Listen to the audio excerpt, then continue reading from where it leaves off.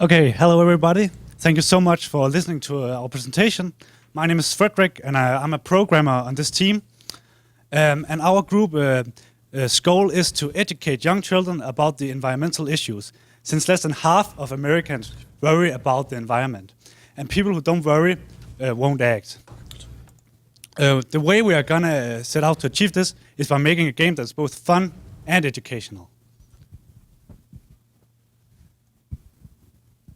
Yes, so when we first started brainstorming on the game, we of course, the intention of the game would be to educate the children so that when they know about the problem, they would act, because people that worry act. And we chose the environment because it affects everybody on the globe and not just a small percentage of people. And it's a very serious topic with global warming. And the way we want to get the players' attention is with humor and pop culture references. So if they find the game fun, they would keep playing, and by keep playing, they would keep educating themselves, and then so on and so on. Hello, my name is Martin, and I'm the audio guy, but right now I'm going to talk about game design. So we choose an action game, and we see us as a top-down shooter, and it's standard PC control, so you use the arrow keys and the mouse, and shoot with the left button. And the progression in the game is very linear, so you go from point A to point B, and point B to point C, and such on. Hi, I'm Anders, and I'm responsible for the art in the game. But right now I'm going to talk a bit about the story. So, the world is in danger, and the evil pollution monsters are taking over the world. It's your job as ecoman to shoot the evil monsters and save the world from chaos. So, I'm going to talk a bit about the music we chose in the game. And in the start of the game, the music is very sad sounding, so it kind of goes with the theme. Everything is polluted and there's oil all over the place, so you can kind of get the feel from the music. But when you progress through the game, this music will also start to be more happy sounding, and you can get the feeling of that you have progressed. We have chosen to use pixel art because it's very easy to make and gives a more childish look, which refers more to our target group. One of the more important aspects of the game was the changing environment. As a player starts in a polluted world filled with darkness and evil monsters, as a player starts to defeat the monsters, the world will turn more green, beautiful, and friendly. Yes, and my name is Johan, and I'm a programmer as well. So in our game we had a lot of features, and one of the main focuses of the game, and one of the most important features was to have special kinds of weapon, special abilities. So for right now we made 3 different weapons, and that's the wind weapon, the solar weapon, and the net weapon. And the wind weapon is supposed to push the enemies back. The solar weapon is supposed to do high damage, and the net weapon is supposed to slow them down so the player has more time to kill the enemies. Hi, my name is Patrick, and I am a game and level designer for this group. And I want to talk about how we are going to bring the education part into our storyline. So our storyline goes and tells that these monsters are created from pollution that obviously sets it up as the bad guy. So you get the vibe that pollution is bad here. And then we have 2 other key features. We have info signs around in our level where there's factoids about some sort of green energy. In the demo it's wind energy. And yeah, there's 2 of them in the demo, and that's something you have to go get because you need it later. So before facing the boss, there's a questionnaire where the questions have the answers from the info signs. So you'll need to educate yourself in order to complete the game.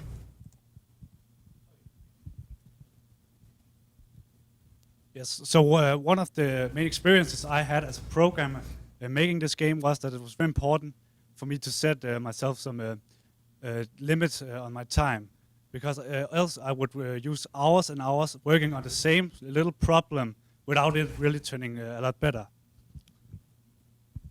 Yes, and I can relate to that. I spent 7 hours and tried 4 different methods to get the wind gun working, and now it's sort of working, but still have some bugs when we shoot with it. This is my first time working with audio, so I really wanted to try and make my own music, but we really didn't have any time for it, so I ripped it all off the internet. As an art designer, I found that even though I planned a lot for the art, it still took much more time than I expected. And overall, we've all had a very good experience doing this project. It's been very fun, and we've gotten some really good tips for future assignments and just generally we can use in the future. Now it's time for a demo. Now we're going to show you a little demo of the game. Frederick's gonna play, and I'm gonna commentate over here. All right, so here we see our menu. We got a play, credits, and help button. So we're gonna go into help first to learn how we play the game. As you can see, we move with the arrow keys and shoot with the mouse. We're gonna go back and go into play.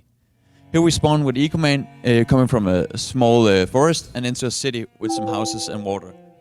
We see an NPC and walk up to him and press space to speak with him. This pops up a dialog box where ecoman is highlighted and the old man is not, so we know who's speaking right now.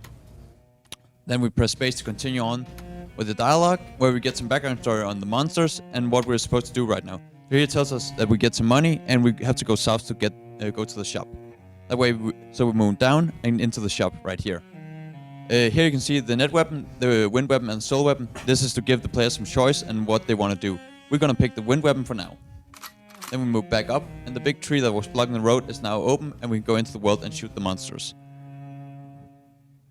We saw a small info sign at the shop, so we're gonna move over to the left and see if we can find it. And there it is. Gonna move over it, and it pops up with some information we can read. We're gonna notice the 400 households because we're gonna use that later. We can move further into the world now and find the second sign in the level. As you can see, the wind gun pushes the enemies back so they don't run up to him and shoot him. Here's the second sign, and we're gonna remember the 29,440 megawatt because we're also gonna use that later. Gonna move further down, and it says that we were close to the bus, so we must be going the right way. The health bar, the small red crosses are supposed to give the player more health if it has taken damage. That way it makes the game a bit easier for now. This is a boss cave, so we're just gonna move into it. And this is a questionnaire, and if we can remember from the first sign, it said that it was more than 400 households, so we're gonna press that. And from the second sign, we know it was 29,944, so we're just gonna press that. And that way, we move into the end game dialog box where we defeated the boss, which we didn't make yet. And here we learned that there's more monsters in the Pacific Ocean that we're gonna have to kill as well, so we're gonna go that way. That's the end of the demo. Okay, so now we have some time to answer a few of your questions, if you have any. If you didn't pay attention to the text or forgot it, can you go back? Yes. If you answer wrong, you will be sent out to the world again, and then you can go back and explore and find the last missing signs. You don't die or anything.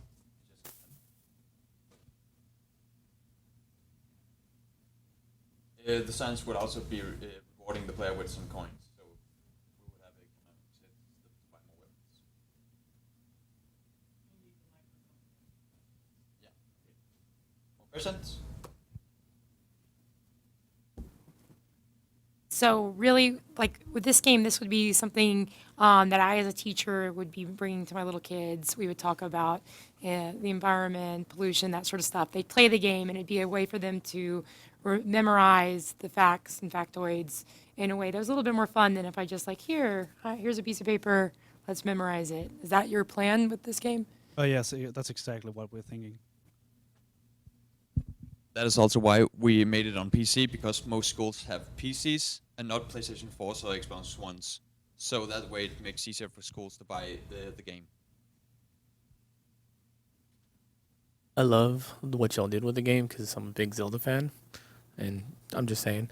But what is the end result of the game? So I see that you're going through, you're fighting the boss monsters, but how do you see the game being completed? Like, you're not saving a princess, are you saving the planet, and then you win something for that, or?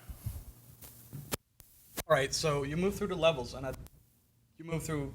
So what we have in mind right now is the first level, which we showed you here, an Atlantic Ocean level, which is supposed to be underwater, and then in like a desert or something. And once you've completed these levels, you come up and you beat the major boss, so the very hard final boss, and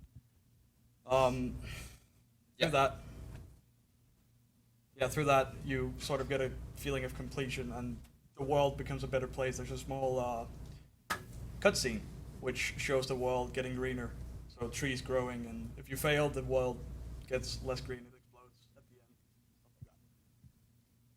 Yeah, and the different levels would have different types of enemies. So we know there's oil pollution, gas pollution, all that sort of stuff. I can't remember anymore right now, but coal pollution maybe, I don't know. Yeah. Questions? I guess sort of my main piece of feedback is the way that the facts are presented seems very separated from the actual gameplay. And because they're just written, it seems like kind of a thing that you're not really getting a chance to like internalize it and like really learn from it. So like I could see this as a good sort of like studying tool. Like if you're going to take a test and you need to remember that particular fact. But I don't know if it's really succeeding at really teaching the player that information.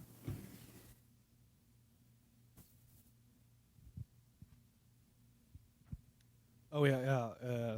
I can totally see where you're coming from with that. So the information science are like a last minute. It's not really incorporated in a very well good way. But if you would have more like animations with it, I guess it would become more interesting. Had y'all talked about ways to integrate the information more? I know you had a demo, you had little time, but in your talks and your meetings, did you talk about ways to include that side of it more into the gameplay than just signs? At very first, our idea was to like incorporate it through cutscenes, but we did not have any time for that at all. That was our first idea, and then, like he said, last minute we incorporated these info signs because that was an easy way to get it done. But throughout the game, there were supposed to be cutscenes, and that would have been the main way to educate. It would also be implemented with sort of the NPCs like the old man. He's telling you, oh, in the 2012, the government included this law that made the pollution go up and stuff, stuff like that. So we're all out of time, and thanks for having us.